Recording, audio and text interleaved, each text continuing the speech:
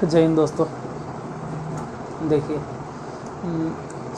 जो हम आपसे बोले थे कि इस टाइम पे हम वीडियो प्रोवाइड करवाएंगे, तो आज थोड़ा लेट हो गया क्योंकि आज मतलब दिन मंगलवार है और जो भी बच्चे ऑफलाइन पढ़ते हैं वो मालूम है कि मंगलवार को थोड़ा सा ज़्यादा व्यस्त रहते हैं।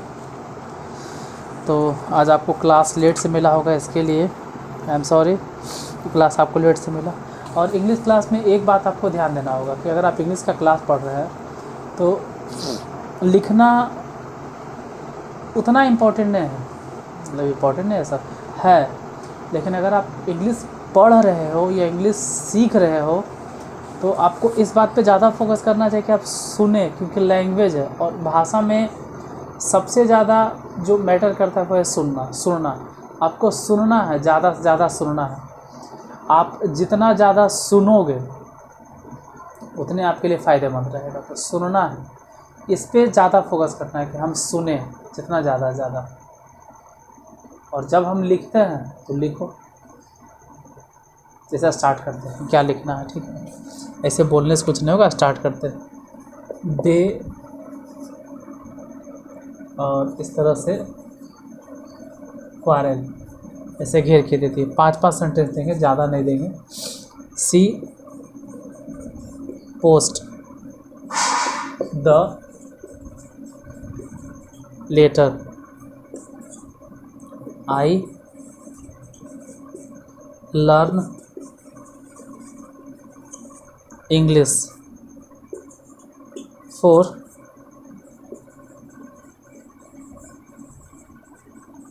3 years. The poor man begged। एक और सेंटेंस देख लिया जाए। The train start before I reached the station। ऐसे तो यहाँ पे बगल में हिंट भी दे देना रहेगा कि किसको किस में बदलना है। जैसे कि पहले वाले दे क्वारेल जो ये कह रहा है कि आप इसको सिंपल, ठीक है, सिंपल कहाँ गया, सिंपल बोल रहे, सॉरी, पास्ट प्रोग्रेसिव। इसको कहा गया है कि आप इसको पास्ट प्रोग्रेसिव में कन्वर्ट करो इसको। फिर सी पोस्ट द लेटर, इसको कहा गया कि आप सिंपल पास्ट में कन्वर्ट करो। आई लर्न इंग्लिश फॉर 3 years, इसको कहा गया है कि आप इसको पास्ट परफेक्ट कंटिन्यूअस में कन्वर्ट करो। द पुअर मैन बेग, इसको फ्यूचर प्रोग्रेसिव में कन्वर्ट करना है। और सबसे लास्ट वाला जो है वो पास्ट का। तो कुछ चीज़ें तो यहाँ से आप सीखिएगा, कुछ चीज़ें जो हिंट दिएगा वहाँ से आप भी सीखोगे, कुछ यहाँ से सीखने में आपको मदद मिलता है। आप क्या है उन सब चीज़ों को देखो। जैसे पहली बात जो आपको सीखने में मदद पहुँचाता है, चेयर है यार, यहाँ ध्यान दोगे। शायद थोड़ा धुंधला दिख रहा होगा या फिर उतना क्लियरली विजिबल नहीं होगा क्योंकि नीचे में ही थोड़ा खराबी है फ्रंट कैमरा जब रिकॉर्ड करते हैं। तो पहले में अगर आप देखो कि छोड़ो हम सामने आए ज़रूरी नहीं, ये दिखना चाहिए। इसमें आप देख रहे हो दे क्वारल है फर्स्ट सेंटेंस, और दे क्वारल जो फर्स्ट सेंटेंस है इसको कह रहा है कि आप इसको चेंज कीजिए पास्ट प्रोग्रेसिव में। पास्ट प्रोग्रेसिव मतलब पास्ट कंटिन्यूअस में, और पास्ट प्रोग्रेसिव में अगर चेंज करना है, पास्ट कंटिन्यूअस में चेंज करना है, प्रोग्रेसिव मतलब कंटिन्यूअस। तो हम बार बार बोलते हैं कि जब भी कंटिन्यूअस बोल रहे हैं तो कंटिन्यूअस में बिफोर होगा, गोइंग, ईटिंग, कमिंग, जो भी हो, going, eating, coming, jumping, running, sleeping, singing, मतलब बिफोर होगा, हमेशा बिफोर इस्तेमाल होगा। ये याद रखना है कि कंटिन्यूअस में बिफोर इस्तेमाल होगा, हमेशा कंटिन्यूअस में बिफोर इस्तेमाल होगा। अब प्रोग्रेसिव है कंटिन्यूअस, तो कंटिन्यूअस में इसलिए कहते हैं सुनना जरूरी है। अब इतना बार हम रिपीट करते लगता है कि हम 50 बार बोल चुके होंगे कि कंटिन्यूअस में भी4 इस्तेमाल होता है। तो कंटिन्यूअस में भी4 इस्तेमाल होता है, ये आप समझ गए। दूसरा बात है कि पास्ट कंटिन्यूअस है, बी फोर इस्तेमाल होगा, बी फोर के साथ में is am are, no no no no, is am are नहीं देना, क्योंकि प्रजेंट कंटिन्यूअस नहीं है, ये पास्ट कंटिन्यूअस है। तो बी फोर तो होगा, और before is am are वाजपेयी चाहता है। अगर नहीं हुआ इज एम आर, अगर नहीं हुआ, कई बार ऐसा भी होता है कि इज एम आर नहीं है सर, देखो सुनने पर ध्यान दो, सुनने पर अगर हो सके तो उसको लिखो, लेकिन इन सब चीज़ों को मत लिखो, इसमें कुछ नहीं है। ये देखिए 10 को मिलाती हैं तो आप बहुत बड़ा इंग्लिश के ज्ञाता होगा, नहीं नहीं, हर एक सेंटेंस के पीछे कुछ हम कॉन्सेप्ट क्लियर करेंगे। क्या सुनना कि कंटिन्यूअस में हमेशा बी फोर दे रहा है। अब बी फोर जब भी यूज करोगे सेंटेंस में, तो बी फोर के पहले हमेशा इज एम आर होगा। क्या बाय द वे अगर इज एम आर नहीं रहा तो वाज वेयर होगा।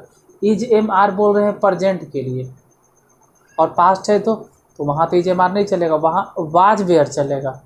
अब फ्यूचर हो गया तो सर, तो फ्यूचर में तो इज एम आर भी नहीं चलेगा, वाज वेयर भी नहीं चलेगा, तो उसके पहले क्या देना है, बी देना है।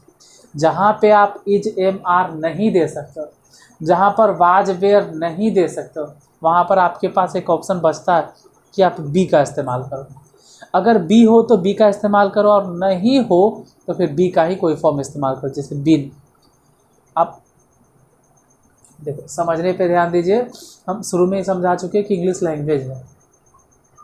जैसे परफेक्ट कंटिन्यूअस में आप लोग देखते हैं बिन देते हैं, वहाँ पे तो इज एम आर भी नहीं होता है, वाज वेयर भी नहीं होता है, बी भी नहीं होता है, तो बी का रूप होता है बिन। चलो क्लियर हो गया, यानी प्रोग्रेसिव है सर, तो समझ में आ गया कि क्वारेलिंग हो गया, इतना फिक्स है। और पास्ट प्रोग्रेसिव है सर, तो पास्ट प्रोग्रेसिव है तो वाज वेयर दीजिए। लेकिन अगर पास्ट परफेक्ट कंटिन्यूअस होता तो हम बोलते कि हैड बिन दीजिए, हैड बिन। हैड क्यों, क्योंकि परफेक्ट है तो हैड, तो हैड का है दिए, हैव का है दिए, क्योंकि पास्ट परफेक्ट है और पास्ट होने के वजह से हैड हो रहा है, तो हैड देंगे। और बिन क्यों दे रहे हैं, क्योंकि अभी बोले बी फोर के लिए कोई वर्ब चाहिए, वाज वेयर दे नहीं सकते क्योंकि आप हैड का इस्तेमाल कर चुके हैं, तो क्या इज एम आर दे, नहीं वहाँ पे नहीं होगा, तो देंगे क्या फिर आखिर हम यहाँ पर जो हम देंगे ना वो बिन देंगे। फिलहाल यहाँ नहीं देना, पास्ट प्रोग्रेसिव मतलब कंटिन्यूअस, तो हो जाएगा दे, और दे के साथ बाद में वेयर और क्वारेलिंग। हाँ सर, ये मिला देते, इतना टाइम का है बर्बाद। देखो बाबू, हम कॉन्सेप्ट क्लियर कर रहे हैं, दे वेयर क्वारेलिंग। अब यही क्या है, सिंपल पास्ट। सिंपल पास्ट हम बात कर रहे हैं, सिंपल पास्ट की। सिंपल पास्ट है, अगर ये सिंपल पास्ट है तो सिंपल पास्ट है, पास्ट कंटिन्यूअस है, पास्ट प्रोग्रेसिव, मतलब अगर पास्ट है, अगर वो पास्ट है तो एक बात श्योर एकदम है कि पास्ट में जो भी वर्ब पहले आएगा, जो भी वर्ब पहले आएगा, पास्ट में जो भी वर्ब पहले आएगा उसका हम भी टू इस्तेमाल करेंगे। पास्ट में जो भी वर्ब पहले आएगा, जो भी, चाहे वो पास्ट इंडेफिनिट हो या पास्ट कंटिन्यूअस हो या पास्ट परफेक्ट हो या पास्ट परफेक्ट कंटिन्यूअस हो, जो वर्ब पहले धराएगा पास्ट में, उसका वर्ड भी, वर्ड बोलो, उसका वर्ब भी टू इस्तेमाल होगा। क्योंकि भी टू, क्यों भी टू, क्योंकि भी टू को हम पास्ट टेंस कहते हैं, भी टू को पास्ट टेंस वाला वर्ब कहते हैं, इसीलिए पास्ट टेंस में भी टू का इस्तेमाल होता है। तो अगर पास्ट है तो भी टू इस्तेमाल कीजिए। इससे वाज वेयर भी क्या है, पास्ट ही है। इज एम आर क्या है, प्रेजेंट फॉर्म है। तो यहाँ पे तो हमको पास्ट की बात करें तो वाज वेयर देंगे, लेकिन यहाँ तो वो भी नहीं देना। क्यों, क्योंकि पास्ट सिंपल पास्ट मतलब पास्ट इंडेफिनिट है, यहाँ तो इनडेफिनिट है, तो इंडेफिनिट में तो आप इज एम आर भी नहीं दे सकते हो, वाज वेयर भी नहीं दे सकते हो, तो क्या देंगे, कुछ नहीं देंगे। यहाँ पे सी आप पोस्ट तो देंगे ना, सी पोस्टेड, क्यों, क्योंकि भी टू है। She posted the letter, she posted the letter, she posted the letter, she posted the letter. यहाँ तक कोई डाउट नहीं। अब जरा हम बात करते हैं नेक्स्ट सेंटेंस। नेक्स्ट वाला अगर देखो जितना दिखाई दे रहा है काफ़ी है, सुनने पे ध्यान दीजिए, कॉन्सेप्ट क्लियर करेंगे पूरा। यहाँ पे है past perfect continuous, past perfect. देखिए पहली बात कि परफेक्ट कंटिन्यूअस का मतलब आप लोग क्या समझते हैं, अगर कोई काम लगातार जारी हो, लगातार जारी हो, मतलब कहा जाता है कि पहले से होते आ रहा था और अभी तक चल रहा है, तो पास्ट की बात है, ये सॉरी प्रेजेंट की बात है। एक होता है प्रेजेंट परफेक्ट कंटिन्यूअस, ध्यान से सुनना, प्रेजेंट परफेक्ट कंटिन्यूअस टेंस किसे कहते हैं, ध्यान से सुनिएगा, प्रेजेंट परफेक्ट कंटिन्यूअस टेंस किसे कहते हैं, अगर कोई काम पास्ट से जारी हो, पास्ट से चलते आ रहा है और प्रेजेंट तक चल रहा है, तब हम उसको बोलेंगे कि प्रेजेंट परफेक्ट कंटिन्यूअस है। लेकिन कोई वैसा काम है जो कि पास्ट में ही शुरू हुआ और पास्टे में चलते रह गया, अजीब लग रहा है ना, छोड़ो अजीब लग रहा है। पास्ट में भी कभी कभी लगातार होता है ना कि वह 3 दिन से खेल रहा था, वह 4 दिनों से खेल रहा था, वह 5 दिनों से खेल रहा था, ऐसे होता है। 6 दिनों से खेल रहा था, 10 बजे से खेल रहा था, वह सुबह से पढ़ रहा था, वह सुबह से नाच रहा था, हम लोग सुबह से टहल रहे थे। मतलब पास्ट में भी काम कंटिन्यू होता है कि हम लोग पास्ट में ये काम कर रहे थे। अच्छा, हम 3 दिन से पढ़ रहे थे, अच्छा वह 2 दिनों से गाना गा रहा था, ये पास्ट की बात है। तो पास्ट में भी अगर काम कंटिन्यू होगा तो कहलाएगा लगातार है ना, लगातार है, एकदम चल रहा है। तो लगातार में देखो, लगातार को परफेक्ट कंटिन्यूअस, लेकिन पास्ट की बात है तो पास्ट परफेक्ट कर। देखो परफेक्ट मतलब हैज़, बट यहाँ तो हैज़ भी नहीं, क्यों? क्योंकि हैड है। हैड कैसे? क्योंकि पास्ट है और पास्ट में आप हैज़ नहीं दे सकते। बोले है ना कि पास्ट में जो वर्ब पहले धराएगा बिगाड़ दो नक्शा होकर, यानी उसी को V2 में बदल दो। तो यहाँ ना तो हैव होगा क्योंकि हैव V1 है और हैज़ V5 है, तो ना तो आप हैव इस्तेमाल कर सकते हो ना ही हैज इस्तेमाल कर सकते हो। हैव का V2 सोचना होगा और हैव का V2 होता है आई हैड लर्न। लर्न तो V1 है, उसका V3 लगाई। क्योंकि देखो एक चीज़ और हम समझाए थे कि कोई अगर पूछे आपसे, मान लो हम ही पूछे, कोई पूछ सकता है कि आपके मन में कन्फ्यूजन नहीं होना चाहिए कि हैव या हैज़ या हैड के बाद कौन सा वर्ब लगता है, तो एकदम पूरा क्लियर होना चाहिए था कि हैव के बाद जब भी वर्ब लगेगा तो हैव के बाद V3 लगेगा, हैव के बाद V3 लगेगा। और अगर मान लो V3 नहीं भी लगा तो 2 + V1 लगेगा। हैव के बाद V3 लगेगा या 2 + V1 लगेगा। अगर हैव के बाद वर्ब है ये नहीं सर, तो फिर V3 और 2 + V1 के सवाल ही नहीं उठता। तो अगर वर्ब ही नहीं है तो 100% है कि नाउन जरूर होगा, हैव के बाद कोई चीज़ ज़रूर होगा, नाउन ज़रूर होगा, ये श्योर होना है आपको। अब यहाँ पे हम बोल रहे हैं कि हैड लगाइए, क्यों? क्योंकि पास्ट परफेक्ट है। दे हैड लर्न तो नहीं देना है, क्यों? कंटिन्यूअस है, लगातार, तो लर्निंग देंगे। They had learning English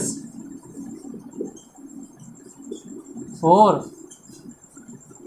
3 yes. रुको भाग कहाँ रहा है, रुको मन में उल्टा पुल्टा मत सोचो, ये पूरा सेंटेंस नहीं हुआ। क्यों? परफेक्ट के वजह से आप हैड दिए, कंटिन्यूअस के वजह से आप लर्निंग दिए, हमको समझ में आ गया।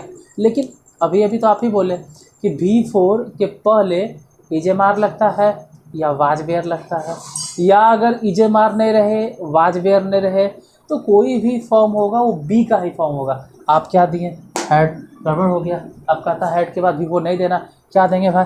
बिन, आई हैव बिन लर्निंग, ये होगा I have been learning English for 3 days। इसकी बात करें फ्यूचर प्रोग्रेसिव, अच्छा फ्यूचर में प्रोग्रेसिव है, मतलब फ्यूचर कंटिन्यूअस। फ्यूचर प्रोग्रेसिव की अगर आप बात कर रहे हो, फ्यूचर कंटिन्यूअस की अगर आप बात कर रहे हो, तो बोलोगे ना द पुअर और द पुअर मैन। अब फ्यूचर की बात कर रहे हो, अगर फ्यूचर की बात कर रहे हो तो शैल विल तो देना ही बनता है। आप शैल विल को कैसे बोल सकते हो जब फ्यूचर की बात करो? द पुअर मैन विल तो होगा। अब फ्यूचर दे दिया, अब प्रोग्रेसिव मैंने कंटिन्यूअस। डायरेक्ट बेगिंग दे नहीं सकते। बेगिंग कैसे देंगे? बेगिंग बिना एक्सिलरेटर के इस्तेमाल नहीं होता, या तो इजेमार या तो वाजबेयर, कुछ तो दो यार। तो क्या देंगे? The poor man will be begging, the poor man will be begging. यहाँ देख रहे हैं बी देना पड़ा, क्योंकि फ्यूचर में आप इजेमार वाजबेयर का इस्तेमाल नहीं कर सकते, बी देना पड़ा। इसकी बात करते हैं। The train start before I reach the station. यहाँ देखिए पास्ट परफेक्ट है, यह है पास्ट परफेक्ट। अब पास्ट परफेक्ट मतलब एक चीज़ और समझ में आता है कि बिफोर वाला में पास्ट परफेक्ट होता है, यहाँ से भी समझ सकते हो। खैर पास्ट परफेक्ट खुद हिंट कर दिया, तो हम यहाँ रूल क्या आपको बताएं, जैसे आगे जाके हम रूल पढ़ाएंगे। यहाँ पे रूल हम क्या बताएं, यहाँ तो खुद कह रहा है कि आप इसको पास्ट परफेक्ट में कन्वर्ट करो। तो जब वही कह रहा है पास्ट परफेक्ट में, तो हम लिखते हैं द ट्रेन खुद कह रहा है पास्ट परफेक्ट में। ऐसे रूल समझाएंगे कि इधर अगर पास्ट इंडेफिनिट है, चलो अभी रूल नहीं बताता। ट्रेन हैड स्टार्टेड, अभी रूल नहीं लिखा था। द ट्रेन हैड स्टार्टेड क्यों हुआ सर? क्योंकि पास्ट, तो पास्ट है और पास्ट के बाद परफेक्ट है। परफेक्ट मतलब हैव या हैज़, यहाँ ना तो हैव ना ही हैज़, क्योंकि पास्ट में ना तो हैव लगता है ना ही हैज़ लगता है। देखो परफेक्ट से हम श्योर हो जाते हैं कि हैव लगाना है चाहे हैज़ लगाना है, ये परफेक्ट से श्योरिटी मिलता है हमको कि हैव या हैज़ लगाइए। लेकिन पास्ट परफेक्ट होने की वजह से ना तो हैव लगा सकते हैं ना ही हैज़ लगा सकते हैं। क्या लगाएंगे वहाँ पे? हैड लगाएंगे, क्योंकि पास्ट में बात हो रहा है। तो the train had started before, बाकी सब सेम चीज़ रहेगा। बिफोर आई रीच्ड, ये सब सेम है। I reach the station, I reach the station. देखो 1 मिनट के लिए हट जाते हैं। अगर आपको दिखाई दे रहा हो तो सही से स्क्रीनशॉट ले लो, अच्छा रहेगा आपके लिए, ठीक है। आप अगर देख सकते हैं तो स्क्रीनशॉट ले लीजिए सही से, अगर ले पा रहे हो।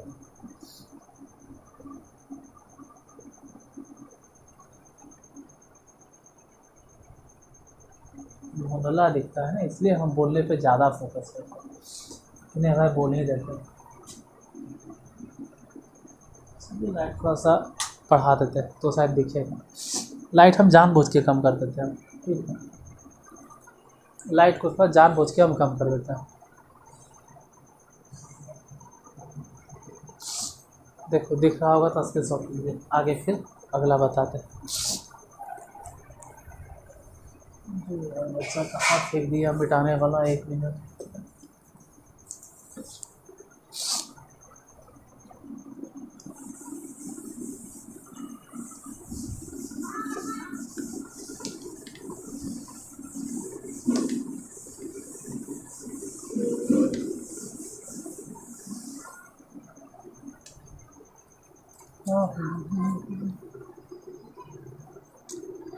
छी कितना आता है एलर्जी से।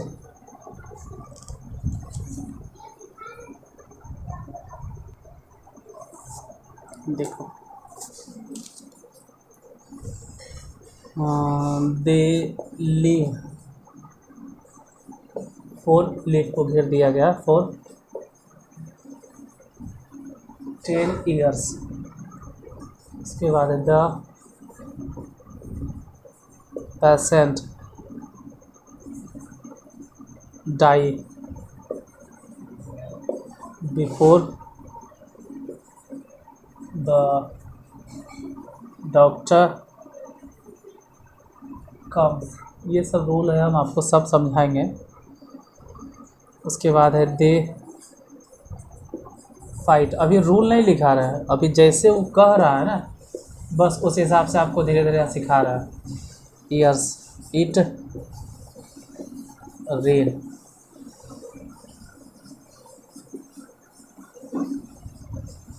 आई मीट हिम यस्टरडे। देखो बदलना किसमें, इसको चेंज करने के लिए कह रहा है फ्यूचर परफेक्ट कंटिन्यूअस, इसको चेंज करने के लिए कह रहा है फ्यूचर परफेक्ट। ये वाला चेंज करना है पास्ट परफेक्ट कंटिन्यूअस। ये वाला है पास्ट प्रोग्रेसिव, ये है सिंपल पास्ट। देखिए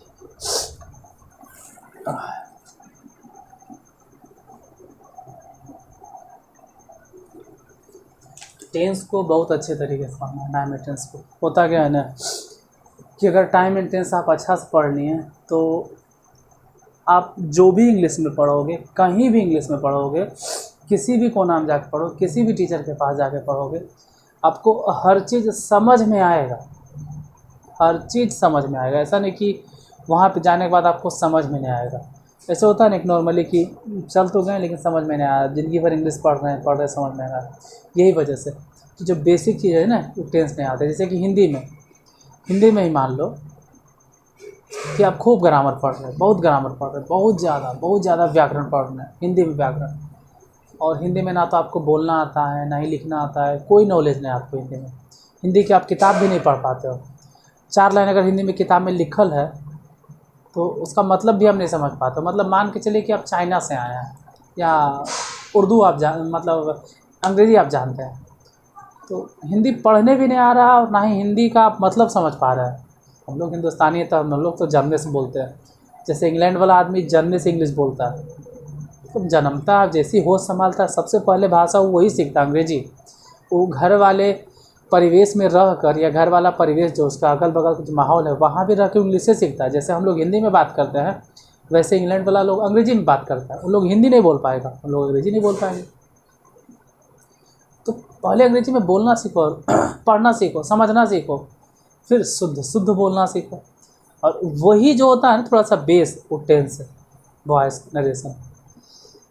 इसके बाद अगर ये हो जाता है तो आप पार्ट्स ऑफ स्पीच पढ़िए। और जैसे ही पार्ट्स ऑफ स्पीच में इंटर करोगे ना तो समंदर है, इंग्लिश का खदान है। फिर कहना क्या, फिर तो क्लियर हो गया आपका ग्रामर पूरे तो पार्ट्स ऑफ स्पीच है, ये पूरा इंग्लिश उसी में तो बटले है। अंग्रेजी के सभी शब्दों को 8 अलग अलग भागों में बांटा गया है प्रयोग के आधार पर या जो भी उनके कार्यों के आधार पर, और वही 8 भागों को तो हम लोग पार्ट्स ऑफ स्पीच कहते हैं।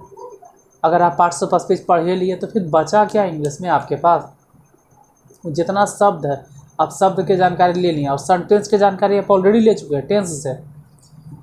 टेंस से वॉइस से नरेशन से हल्का फल्का आप इधर उधर से तो आप तो पूरा पढ़ चुके। इसीलिए कहा जाता है टेंस को जितना हो सके घोर के पीस के दम धर के रगड़ा मार के पी जाओ। इसके बाद वॉइस को चलिए पॉइंट पे आ जाते हैं। ये सब सबक तो हम देते ही रहते हैं क्योंकि क्यों ज़रूरी है इतना धीरे धीरे पढ़ना।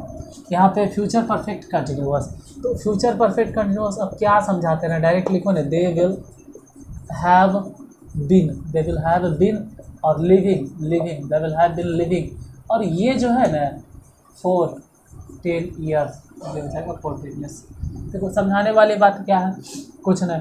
फ्यूचर है तो विल दिए, परफेक्ट है तो हैव दिए, और कंटिन्यूअस है तो लिविंग दिए। लेकिन लिविंग के लिए यहाँ पे इस्तेमाल हुआ है क्या, बिन। बिन जो आया है वो लिविंग के लिए। एक चीज़ याद रखना, ऐसे सेंटेंसेस में जो आप बिन का इस्तेमाल करते हैं या मान लो किसी सेंटेंस में अगर बी का इस्तेमाल करते हैं कहीं भी, तो अगर बी का इस्तेमाल कर रहे हैं या बिन का इस्तेमाल कर रहे हैं तो बी और बिन किसके लिए आया, बी फोर के लिए। आप लोग छोटे क्लास में या जब बच्चे होंगे तो बच्चे मतलब बहुत छोटा है देखे होंगे, मास्टर साहब बताते कि बी को बी फोर के साथ लिखो, बिन को बी फोर के साथ लिखो। काहे लिखो, क्योंकि बी या बिन, जो बी या बिन, अरे बी या बी का कोई फॉर्म, बी रहे या बिन रहे, इवन इज एम आर रहे, वाज वेयर रहे, फिर से रिपीट करें, बी रहे, बिन रहे, इज एम आर रहे, वाज वेयर रहे, ये सब चीज़ हमेशा V4 के साथ में रहता है। मतलब V4 के तुरंत पहले रहता है, तुरंत एकदम V4 के पहले रहता है। आप नोटिस करोगे कभी भी ऐसा नहीं कि वाज वेयर यहाँ है, वाज वेयर यहाँ है अब V4 वहाँ, ऐसा नहीं होता है। इज हमारे यहाँ V4 वहाँ, ऐसा नहीं होता कभी नहीं। बी यहाँ है V4 होने है, ऐसे नहीं होगा।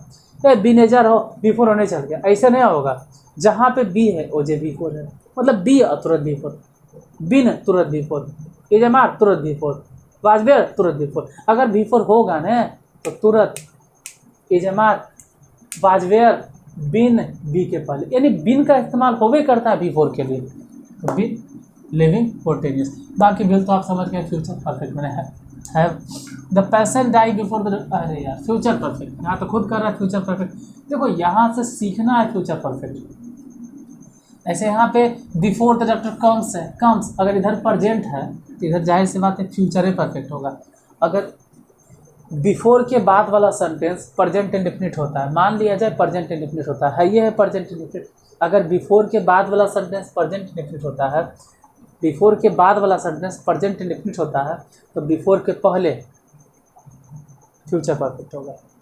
फिर से सुनिए, बिफोर के बाद बिफोर के बाद वाला सेंटेंस प्रेजेंट इंडेफिनिट होगा तो बिफोर के पहले वाला सेंटेंस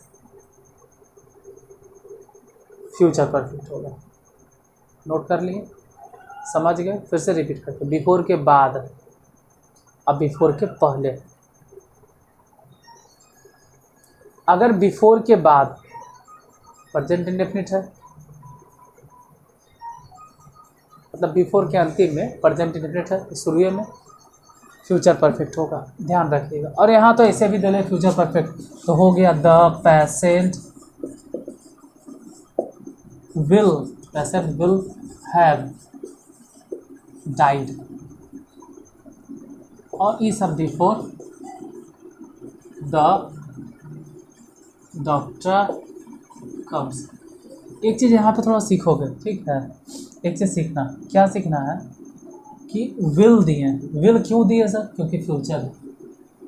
हैव क्यों दिए सर? क्योंकि परफेक्ट है। डाइड क्यों दिए सर? अरे यार कितना बार बोले कि हैव के बाद हमेशा भीतरी ही लगेगा, या हैज़ के बाद हमेशा भीतरी ही लगेगा, या हैव के बाद भीतरी। अब यह सवाल उठता है कि आप विल के बाद हैव ही क्यों देते हैं, कभी आप हैज़ काहे नहीं देते हैं? विल के बाद आप कभी हैड काहे नहीं देते हैं? आप विल के बाद, जैसे प्रेजेंट में आप बोलते हैं ना कि हैव या हैज़, हैज कब होता है? जब सब्जेक्ट थर्ड पर्सन के सिंगुलर नंबर का हो। लेकिन कौन से टेंस में? पहला होमवर्क नोट डाउन कीजिए और कमेंट बॉक्स में आंसर बताइए। हैज का यूज कहाँ होता है? हैज का यूज कहाँ होता है? हैज का यूज कहाँ होता है? मतलब इंग्लिश में अगर बोले तो वेयर इज हैज़ यूज्ड। पहला क्वेश्चन आप कमेंट बॉक्स में लिख के बताएं, हैज का इस्तेमाल हम लोग कहाँ करते हैं? पहला क्वेश्चन आपके लिए। दूसरा, एक और क्वेश्चन, रोको यार, रोको, वीडियो को रोको, तुरंत जवाब दो, फिर आगे हम पढ़ाएंगे। इससे नहीं कि हम भाग रहे हैं, पढ़ाएंगे। हमको जाना है, थोड़ा सा काम है, आज मंगलवार है, फिर भी हम पढ़ा के जाएंगे। पहला लिखिए कि हैज़ का यूज कहाँ होता है। दूसरा आप क्वेश्चन लिखिए और जवाब दीजिए हमको कि विल के बाद, मतलब आप सिर्फ पहला नंबर क्वेश्चन लिख के और जवाब लिख दीजिएगा। क्वेश्चन नहीं लिखना, आंसर लिख देना उसका, क्यों होता है। दूसरा क्वेश्चन कि विल के बाद हमेशा हैव ही क्यों लगता है? क्वेश्चन नहीं लिखना, आपको जवाब लिखना है क्यों होता है। पहला नंबर क्वेश्चन देख के आंसर, और दूसरा नंबर आंसर। विल के बाद हमेशा हैव ही क्यों लगता है? विल के बाद कभी हैज क्यों नहीं लगता? विल के बाद कभी हैड क्यों नहीं लगता? ये जवाब दीजिए आप। चलिए इसको कंटिन्यू करते हैं।